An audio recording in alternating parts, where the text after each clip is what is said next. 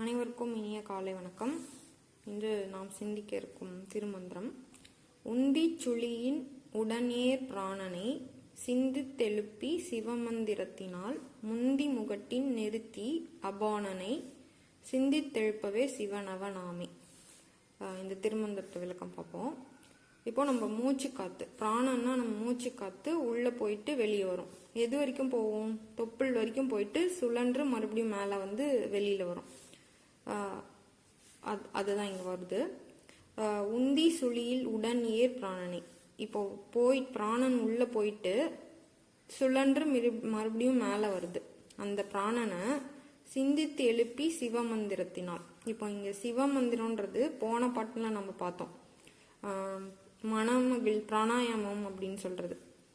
So இப்போ இந்த சிவமந்திரத்தினால எழுப்பி முந்தி முகட்டில் நிறுத்தணும் அப்படின்றாங்க. அப்போ முந்தி முகட்னா மூச்சந்தி, அப்போ நம்மளோட புருவ மத்தி. இப்போ உள்ள போன பிராணனை திருப்பி கொண்டு வந்து புருவ மத்தியில் வைக்கணும் அப்படின்றது இங்கே கொடுத்துருக்காங்க. அப்போ நம்ம போன பாட்டை மனமகிழ்ந்து அமிழ்ந்து பயிற்சின்னு சொன்னேன். அப்போ அங்கே என்ன பண்ணுறோன்னா, அந்த பிராணாயாமத்தில் நம்ம உள்ள போகிற மூச்சு காற்றை கொண்டு போய் புருவ மத்தியில் வைக்கிறோம் அப்படின்றது இந்த பாட்டில இருந்து அந்த பழைய பாட்டை புரிஞ்சுக்கலாம், போன பாட்டை. அதுதான் மனம் அமிழ்ந்து பயிற்சி. உள்ள போன மூச்சு காற்றை கொண்டு போய் புருவ மத்தியில் நிறுத்திட்டு இப்போ புருவ மத்தியில் நம்ம உள்ள இழுத்த மூச்சு காற்று நின்றுட்டு இருக்கு. இந்த நிறுத்திட்டு அபானனை சிந்தித்து எழுப்பவே.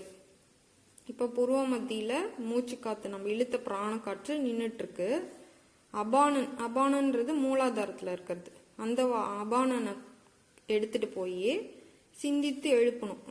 அதை வந்து சுழுமுனை வழியா மேலே கொண்டு போய் திருப்பியும் அந்த ஏற்கனவே இருக்க புருவ மத்தியில் இருக்கிற பிராணனோட இந்த அபானனையும் சேர்த்தி திருப்பியும் அதை சகஸ்திராதாரத்தில் கொண்டு போனால் அந்த யார் அந்த பயிற்சியை செய்கிறாங்களோ அவங்க சிவனாவே மாறிடுவாங்க, இறைவனாவே மாறிடுவாங்க அப்படின்னு சொல்றது தான் இந்த குறள். நன்றி.